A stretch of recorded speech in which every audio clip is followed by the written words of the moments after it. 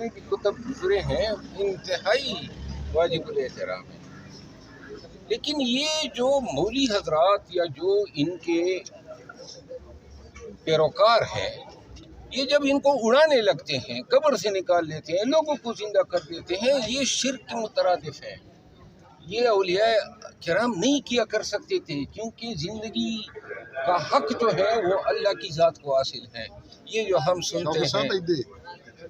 ہم سنتے ہیں ان سے، تو لہٰذا بہت افسوس ہوتا ہے۔ گمراہی کی طرف لوگوں کو جو ہے لے جانا ہے، شرک کی طرف لے جانا ہے، اور جو بھی مولوی اس طرح کی باتیں کرتا ہے وہ علم سے اتنا ہی اور نالج سے اور اسلام سے اور دین سے اتنا ہی دور ہے جتنا کوئی ان پڑھ۔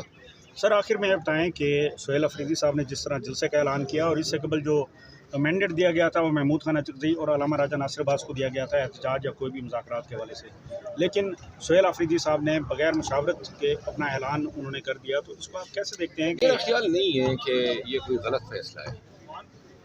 یہ مینڈیٹ کبھی بھی علامہ صاحب یا اچکزئی صاحب کے پاس نہیں تھا کہ احتجاج کی سیاست انہوں نے کرنی ہے۔ یہ تو وقت ضائع کرنے کے لیے انہوں نے ان کا نام کوٹ کرنا شروع کیا۔ یہ ابتدا سے وزیر اعلیٰ کے پی کے پاس ہوتا ہے، پہلے علی امین خان تھے اور اب سہیل۔ مستقبل میں موبلائزیشن کا تو نہیں حصہ، کیونکہ جیسے ہی ایک ایونٹ ختم ہوتا ہے اس کے بعد آگے کوئی تاریخ دی جاتی ہے اور پھر ہائپ کریٹ کی جاتی ہے کہ وہ فائنل ہوگا۔ دیکھیں، ناکام ایونٹ کرنے سے بہتر ہے کہ کیے ہی نہ جائیں، لوگوں کا حوصلہ توڑتے ہیں یہ۔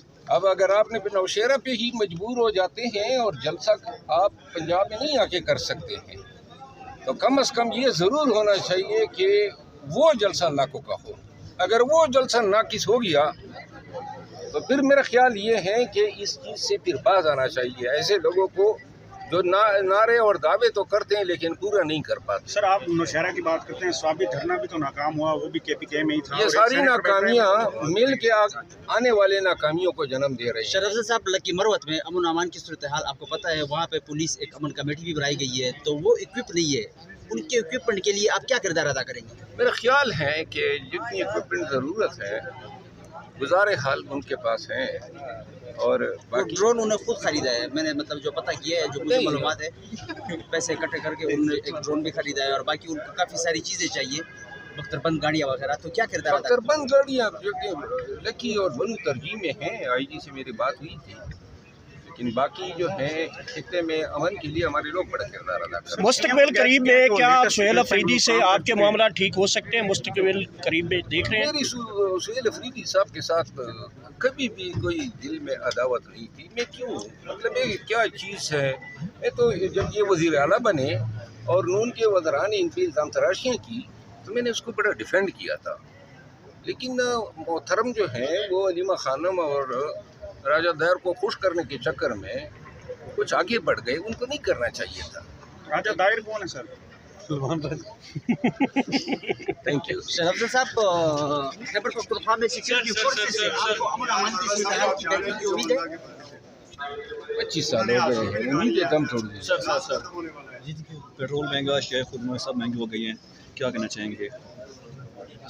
میرا خیال ہے تھوڑا سا قوم کو بھی سوچنا چاہیے۔ باقی مہنگائی تو اللہ کی طرف سے آئی ہے، خطے میں حالات ہی ایسے ہیں، کچھ عوام کو بھی سوچنا چاہیے کہ ہمیں تصرف سے، ایکسٹراویجنس سے جو ہیں اجتناب کرنا چاہیے۔ تھینک یو سر اب نئے ہرمز کو فورس تعینات کر کے کھولنے کی بات ہو رہی، بحرین نے قرارداد پیش کی ہے، امریکہ اور باقی نے حمایت کی، روس اور چائنا نے مخالفت کی۔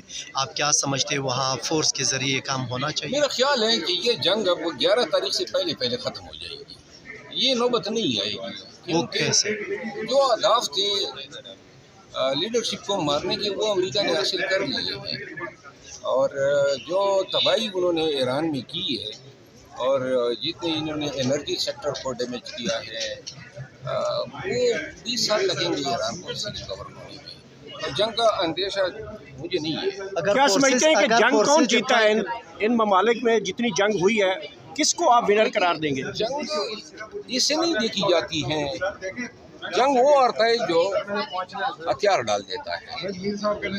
یہ قوم ہے ایرانی قوم، ان کو سلام ہے، یہ ڈٹی ہوئی ہے، تباہ و برباد تو کر دیے انہوں نے، لیکن ان کے حوصلے کو، ان کی ہمت اور ان کی جرأت کو نہیں جھکا. اگر انٹرنیشنل فورس کو اپنا ہرمز پر تعینات کیا جائے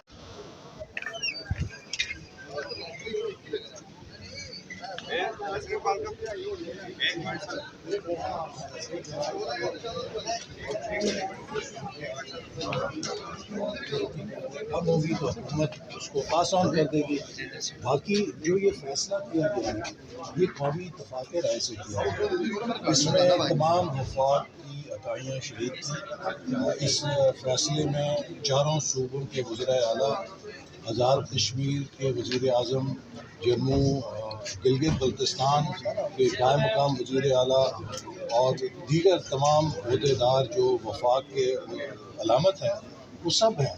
جب یہ ایک قومی اتفاق رائے سے فیصلہ کیا گیا ہے تو اس پر سنسنی خیزی پھیلانا اور اس پر سیاست کرنا میں سمجھتا ہوں کہ بہت ناعاقبت اندیشی ہے، اور ہم سب محسوس کرتے ہیں. اور ہم نے خود، حکومت نے اپنے بیل ٹائٹنگ کی ہے، ہم نے اپنی تنخواہوں کو کمی کی ہے، سرکاری گاڑیوں کو گراؤنڈ کر دیا ہے، حکومت ہر سطح پہ اخراجات کم کر رہی ہے.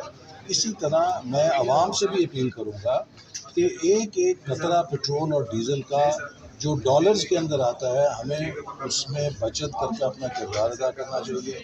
بجلی جو تیل سے پیدا ہوتی ہے، جو ڈالر کے ذریعے پیدا ہوتی ہے، اس کے ضیاع کو روکنا چاہیے.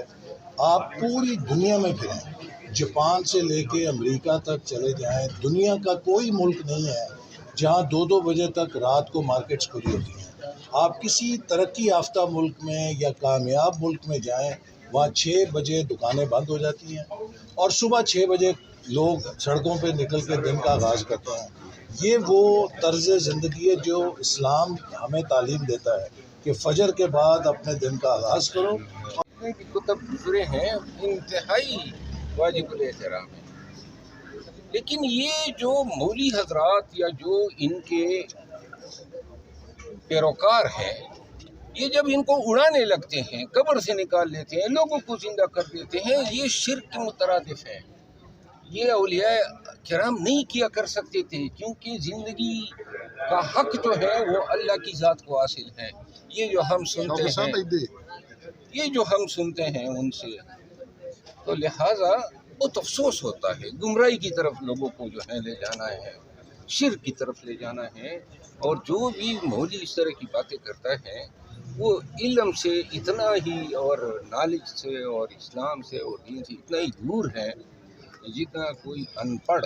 سر آخر میں یہ بتائیں کہ سہیل افریدی صاحب نے جس طرح جلسے کا اعلان کیا اور اس سے قبل جو مینڈیٹ دیا گیا تھا وہ محمود خان اچکزئی اور علامہ راجہ ناصر عباس کو دیا گیا تھا احتجاج یا کوئی بھی مذاکرات کے حوالے سے، لیکن سہیل افریدی صاحب نے بغیر مشاورت کے اپنا اعلان انہوں نے کر دیا، تو اس کو آپ کیسے دیکھتے ہیں؟